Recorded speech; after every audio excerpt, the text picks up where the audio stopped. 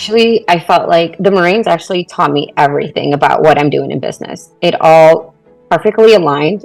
It's just that I'm doing it without a uniform now. We implemented the chain of command, the structure, the discipline, the small little tasks that we think are small. They're actually very significant. A lot of the things I've dealt with was, wait, how are you the president of this company? First, you're a woman. Second of all, how are you a Marine? How did you serve? How did you make it to Gunnery Sergeant rank? And I learned that, you know what? I did work hard. I do deserve a seat at the table. And I'm going to take that seat at the table.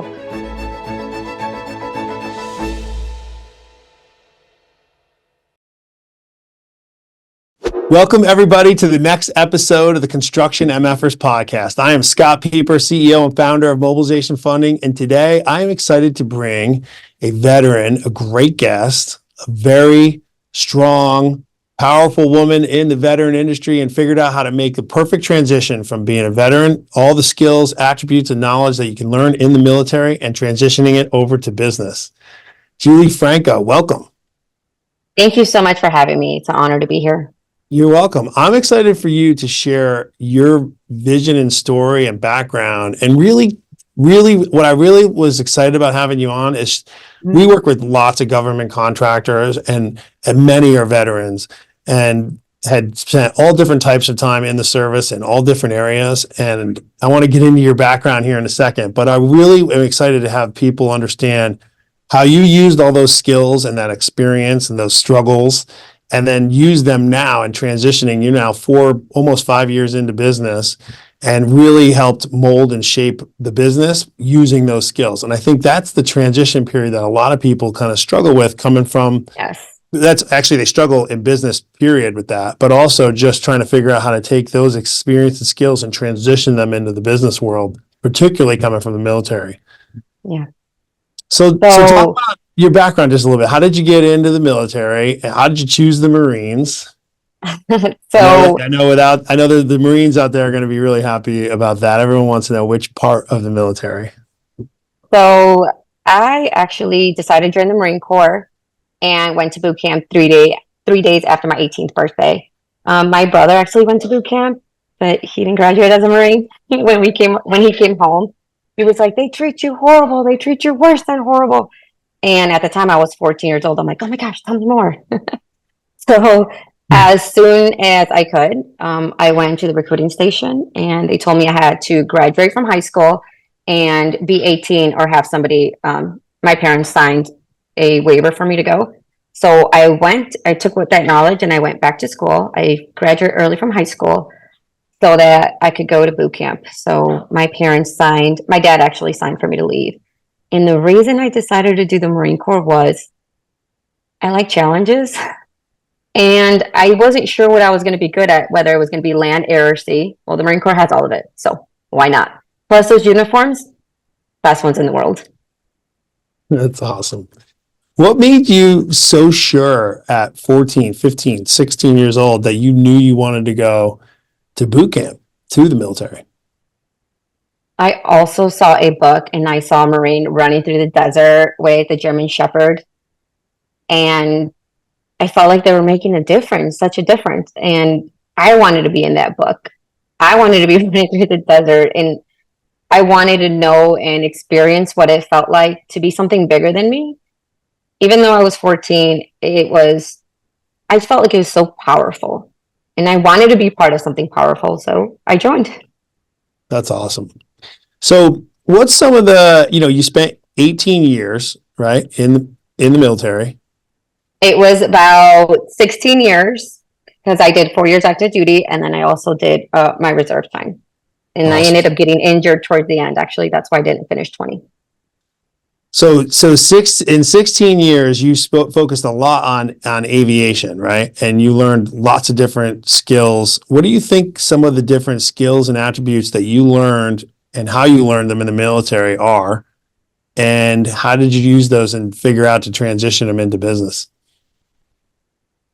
Actually, I felt like the Marines actually taught me everything about what I'm doing in business. It all perfectly aligned. It's just that I'm doing it without a uniform now. It was difficult when I left the Marine Corps, going from being in the Marines and having all the daily structures and knowing exactly what you're going to wear, what you're going to do, and having a mission was a little simpler, but because that's all I knew at the time. I didn't actually get to be a teenager because I was busy in the Marine Corps. So then once I transitioned, it was kind of hard and I lost myself. It was depressing. I lost my sense of purpose. But I went back to college and then I started thinking a lot, well, if it worked for the Marine Corps and we're doing it overseas and we're winning wars, why wouldn't we apply it to our lives now?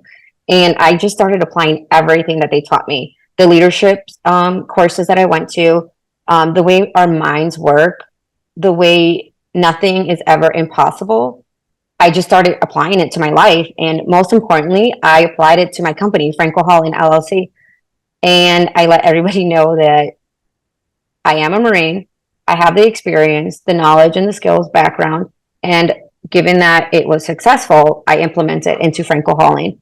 So we implemented the chain of command, the structure, the discipline, the small little tasks that we think are small. They're actually very significant. And so I want to make sure that everybody knows that we have to pay attention to detail. And yeah, logistics was part of it. The transportation to me was being overseas and having to ship things across the world to me was so fascinating. How do you get one small piece of item or something so large to go overseas and you be responsible for it? It was a challenge, and it was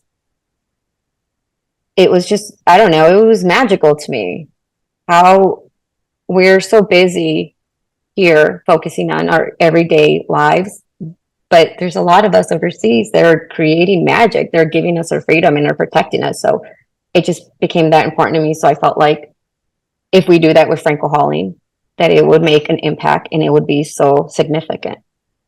I love that. So how did you choose the hauling business?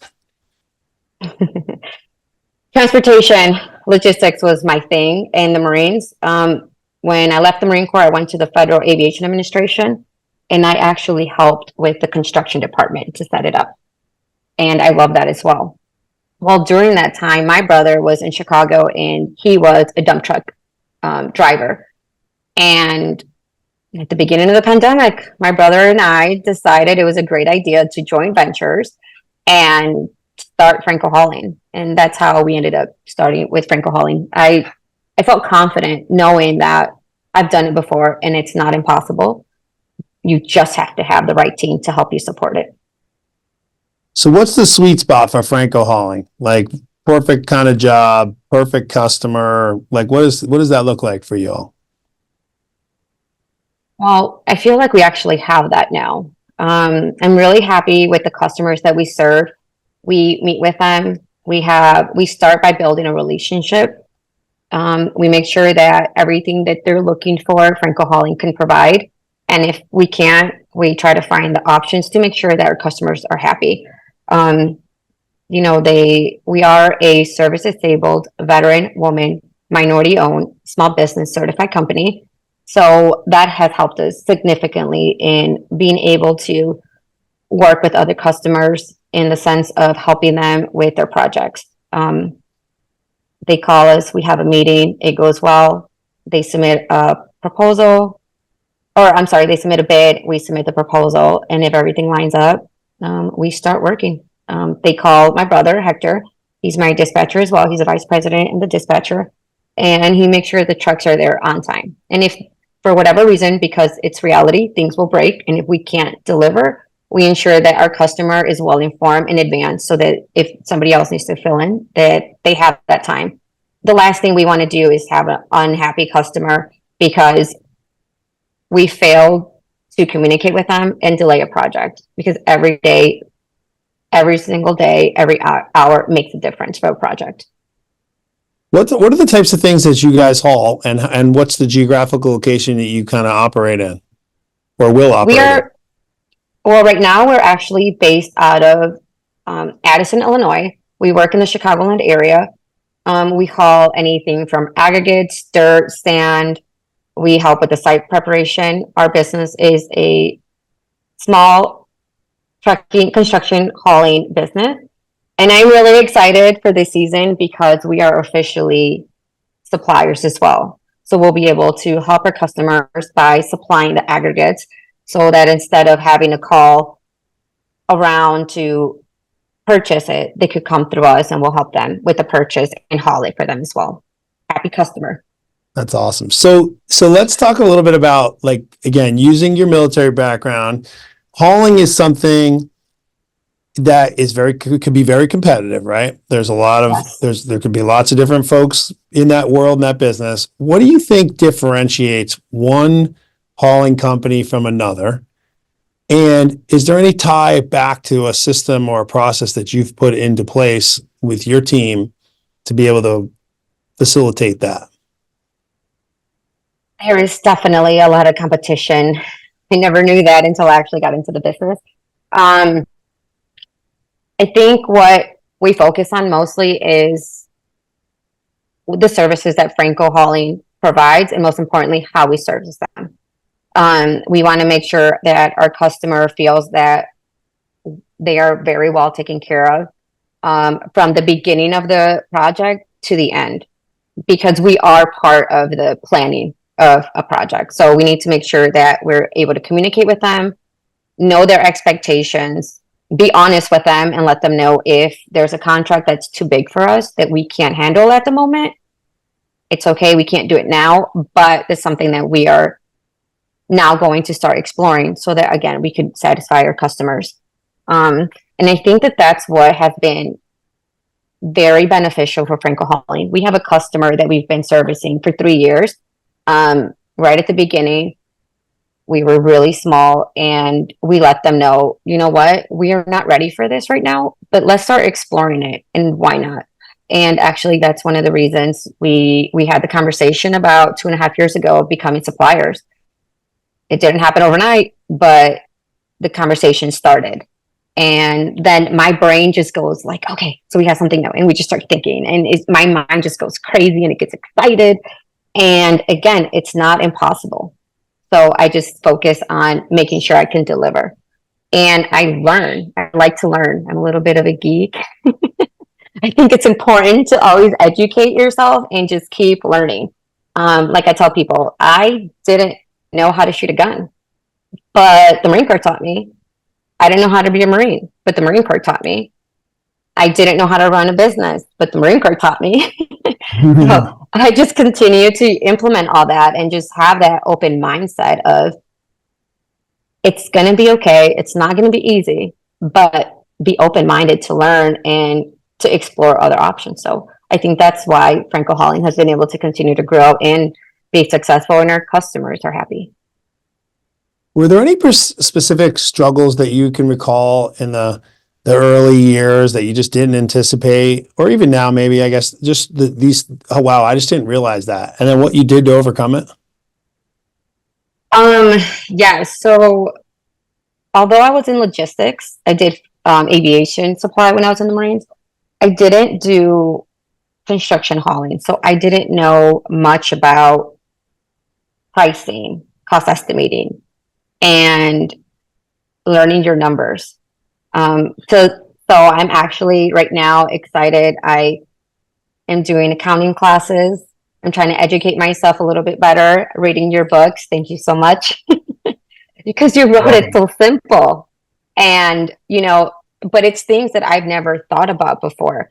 So I didn't understand the finances, and I'm still learning how to do all that because I want my business to grow and I want to be able to scale it. And that was definitely very challenging because I don't have people to mentor me. I'm the first one in my family that was a Marine, and the first one in my family to have a small business like this. So it's a lot of self-taught stuff, but I think we're going to be fine as long as we keep asking questions and are open to receiving the answers. Even though sometimes the answers are not what you want to hear, it's still important to get that feedback because that's the only way you grow. So true. It is. What are some of the ways that you think you've grown between just when you started to when you are now, you just 4 years later, like you didn't know this, you went through this particular scenario problem, and now you came out the other side and this is what you now are aware of? I think this has been a lot of self-development and growth. I knew I was capable of certain things, but it's not the same knowing something and actually doing something. Mhm. So, I don't know. I feel like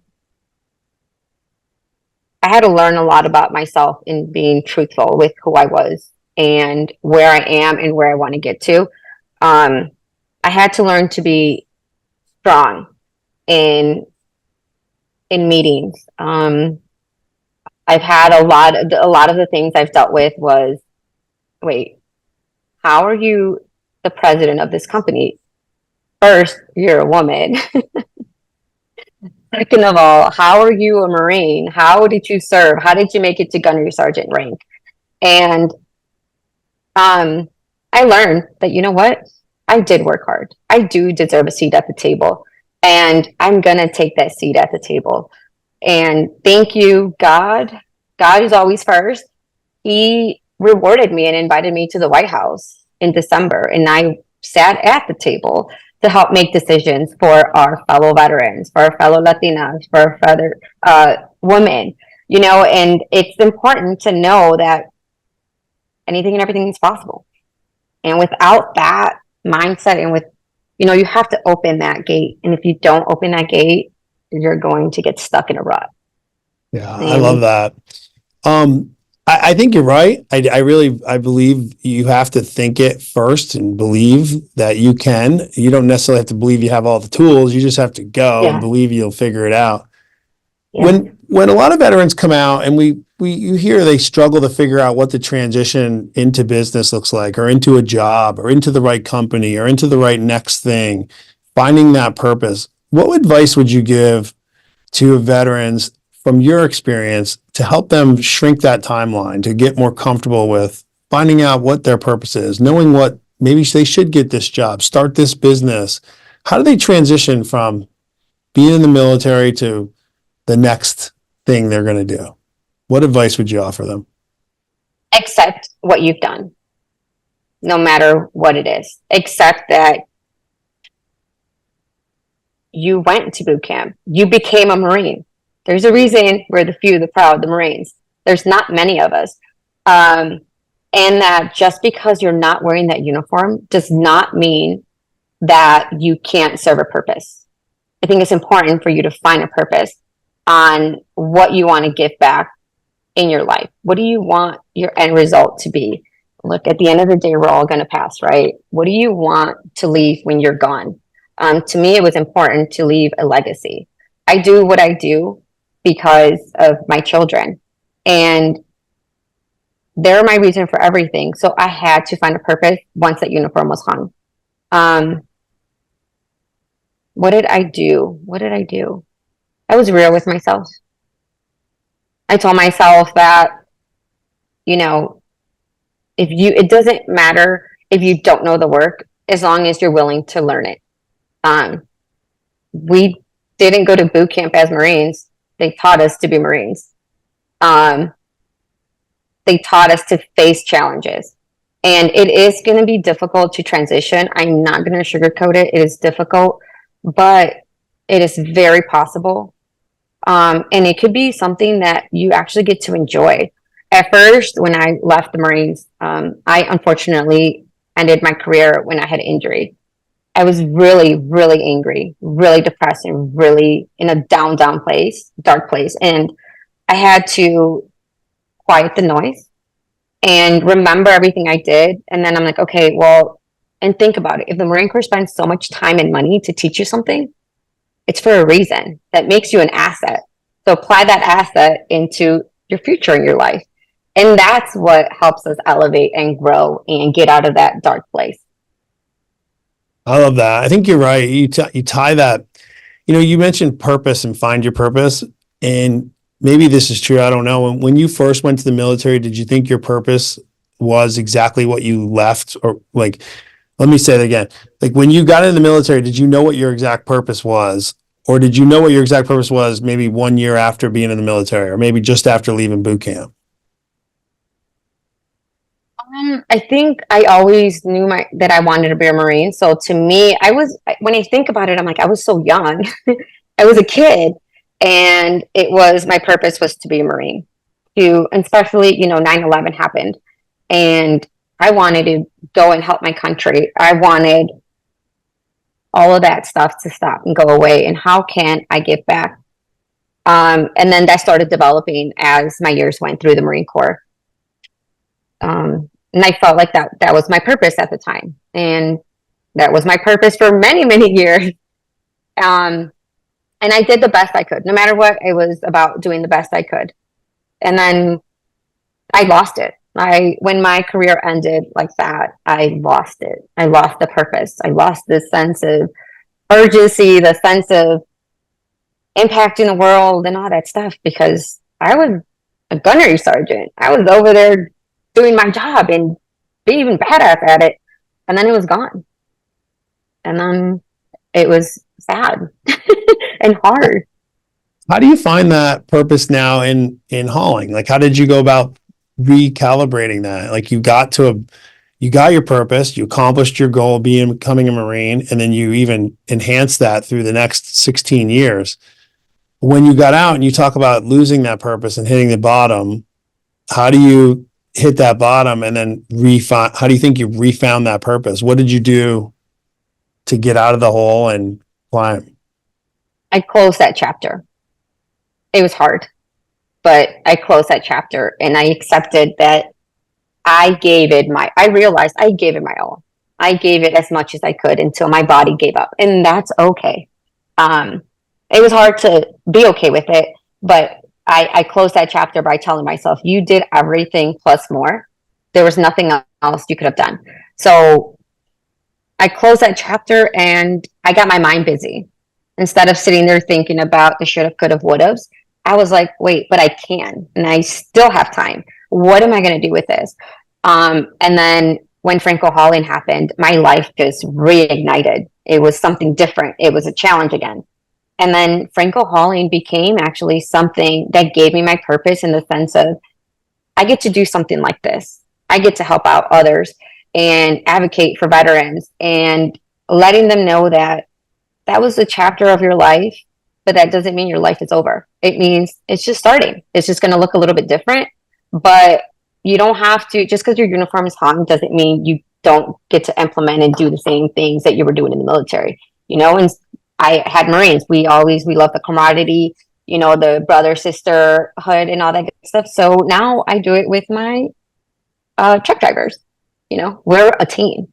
We're a community. We help each other out. We just don't wear camouflage uniforms. We just wear safety shirts instead.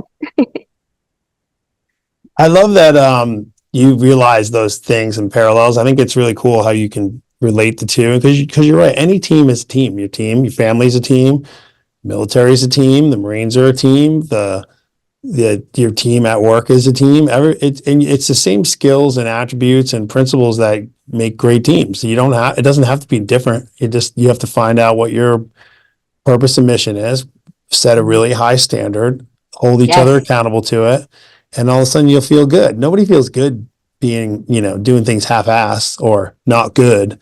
You feel great doing things at a high standard and accomplishing something. That's what makes you feel good. That's how you climb out of a hole sometimes. You don't do it by doing easy stuff. That doesn't make you feel good.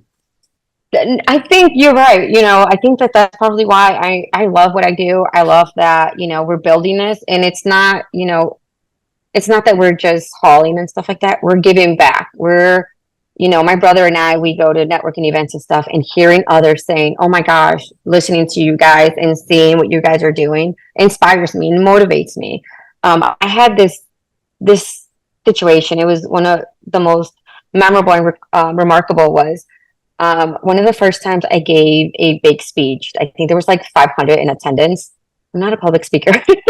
I wasn't a public speaker at the time, but I got invited to give a speech. I did, and there were so many politicians and so many business owners and so many respectable people in the audience. And when I was done with my speech, as soon as I came down, a lot of people came towards me, which was great. But there was this one in particular lady, and she came up to me. She's like, "Oh my gosh, can I give you a hug?" I'm like, "Of course." And she was like, "I love following you and seeing what you're doing, and everything motivates me, inspires me because I was depressed, and I'm a woman, and I'm a minority, and it's very difficult. But if you can do it, but one thing that you always say, which I always say, is I'm like, if I can do it, you can do it." And she's like, "You say that all the time." And I started to believe it. And now she's helping her dad actually with the hauling business. And I was like, that's amazing. Yeah, and you don't need to have all the answers either. I think, when you find your purpose, so often you want to, you were fortunate early on. You knew you wanted to be a Marine. That was your purpose. But you also became a Marine pretty quickly. So within 6-7 months, you were a Marine, right? Well, I bet you had a different purpose than just being a Marine for the next 15 and a half years. It was probably to be the best Marine or be the best gunnery sergeant or be the best, your purpose keeps moving. And I think when you come out, if you try to do the best you possibly can at what you're doing at a high standard and you act and move, hold yourself accountable to that, your purpose will find you. I don't think you left the military or even talked to your brother and said, "You know what? I want to be the best business owner, leader of a hauling company, and that's my purpose." No, you started a hauling company and it became your purpose. Yes, it became my purpose, and it gave me a sense of joy and happiness. And you said something. I did not think that was going to happen, but you know what? Every day I wake up now, that's what I want to do. And that's what I want to be. I want to be the best at what I am doing, but I'm always never satisfied. I want more because, like you said, and one thing that I never really thought about is that high standard. I guess as a Marine, it's implemented in us, but yes, I don't want to just be I want to be the best. Yeah, and I think that's the takeaway. I think when you are used to being, the reason I think it's depressing, and I never went to the military, but talking to folks coming out, and even in my own personal experience, things I was really good at, and I've changed my career, totally a couple times. When you're really good at something, it gets comfortable, and you can find almost like an unhappiness to the comfort. And when you come out, if you just start applying the same things that you found before, those high standards and trying to be the best, you'll find a purpose on that path. But it's not on a path, in my opinion, of make my life easy, more simple, and then all of a sudden you can become a purpose. Now, from a family perspective, totally different, but we're talking about business. But I think, if you have children and you're married, you should be the best spouse, husband, wife you possibly can be. You should be the best father, mother you can possibly be. That should be your purpose. Those are easy purposes to find compared to a business purpose, so to speak. But really, the application of those things is the same. Yeah. I'm actually surprised because to me, like, being a mom, I have 2 kids. Being a mom is the most special, important role of my life right now. I love being a mom. In my purpose, I don't want to be a mom. I want to be the best mom. I want them to be like, "Oh, that's my mom. She's amazing." So I have the high standards when it comes to being a mom. And I have it for my business as well. But being a mom is so special and it's so unique. And I think that's also something that's pretty incredible about being a construction hauling business owner. You would have never known that my favorite thing to do is be a mom. Yeah. And being a great mom and serving your children and teaching them what they need to know is very synonymous to being a great business owner and leader and hauler and everything else. It all comes from within to be great. And that's kind of what your job is to do, is to be as great as you possibly can be. It doesn't mean great by some standard that someone else came up with. It's great by whatever you can be great at and continuously get better and better and improve. And that's all that you can ask for. Yeah. I'm really grateful for all the opportunities. I'm grateful that I educated myself and I started getting out of the dark places because it was scary. But now I feel like every day is a great day, even when there's challenges. I mean, bring it on. It's okay. We've done it before. We'll figure it out.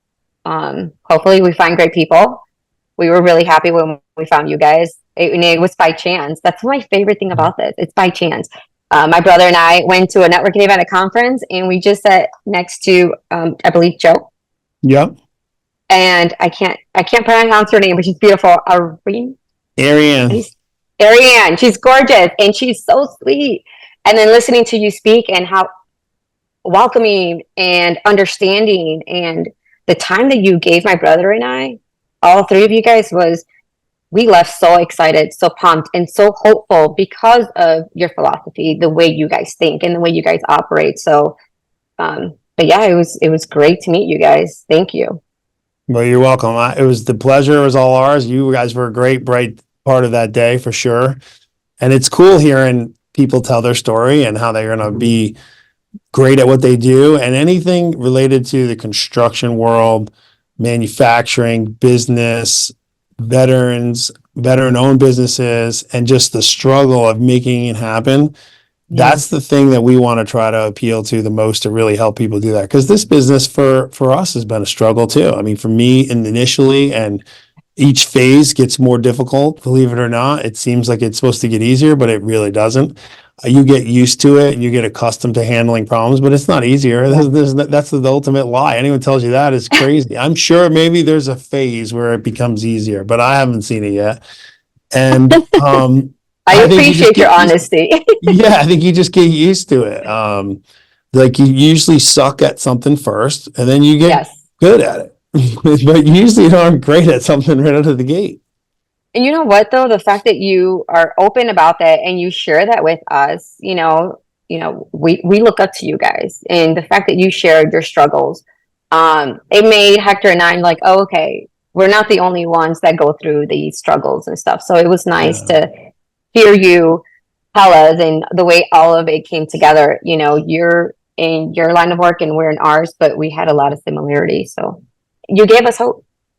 Well, I appreciate that. Thank you. You do the same for not only us, but for many others. And I'm excited for people to be able to listen to this today, see someone who's made the change, made the transition, had the struggles, found the path, created a path, stumbled along the path, picked themselves back up and kept on moving. And now you're getting ready for the next greatest and brightest things. And you're in a tough industry too. It's not easy. Construction's not easy. Chicago's not easy. Hauling's not easy, and transportation is going to make a little bit of a shift here too. It's tough now. You guys are in the longest. Transportation is in the longest down cycle that it ever has been, and the cycle is longer than the last down cycle. So you're on the surviving through this. You're going to have the brighter days in front of you, and you're going to be even better for it. So you should be well positioned and excited, because you're going to have a lot less competition coming out of the other side of this transportation cycle too, which is cool. I already have felt it, the shift. We've definitely already felt it. But I think that's, something also, it's just being innovative, creative, thinking outside the box. I feel like we started here, but we're going to get there. And just continuing to learn what's going on and how things are shifting. I think it's been, pretty instrumental on us staying open. So, but yeah, I'm really happy. But one thing before we go, I would like to say is that why do I like doing what I do? Why do I do public speaking and all that stuff?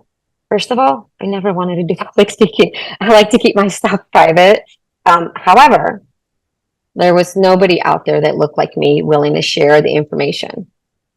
There's no other Latina veteran, disabled veteran out there that has and could have helped me. And if I can help anybody just by something so small, by letting them know and reminding them, I'm a girl from next door, and if I can do it, you can do it. that's why I do what I do. That's why I love waking up and doing this. Yeah. And you know, people hearing that and seeing that and listening to it, and that's why we wanted to have you on candidly also, is that's the exact thing. You only need one person to do something different that they wouldn't have done before, and it becomes great for them and however many others they influence throughout their life. You know, that's awesome. I mean, that's what it's really all about. Yeah. So I'm really, really grateful for the opportunity. You guys are amazing. And thank you guys for including us. Well, Julie, you're very welcome. Thank you. And how can people find Franco Hauling? Where can they find you? You individually, but also your company and your website, and how can we find you guys? So I will say that Franco Hauling is definitely a family-owned small business. My identical twin, Judy, created my website, www.𝗕𝗂𝗀𝗀𝘀𝗀.com. She designed it, created. I'm really proud of her. And I'm also very active on LinkedIn, Julie Franco, and Franco Hauling LinkedIn page as well. So, and if you guys need anything, we are here for your construction hauling, service disabled veteran owned small business and supplier in Chicago. And our phone number is 630-776-4092. So thank you guys. I love it. We'll put that in the show notes too. Thank you. Sounds Julie, great. I really appreciate you coming on. Thank you so much. Thank you guys, and take care. Appreciate it. All right, everybody. That's a wrap. Please find Julie and I both on LinkedIn. You can find us on our YouTube channel. Please click subscribe. Give us a like. If you found anything at all that you saw beneficial, helpful, please share the show with somebody. Let people know we're out there. Let them know the information. Share Julie Hauling, Franco Hauling. Share Julie's information. And till next time, God bless you and have a great week.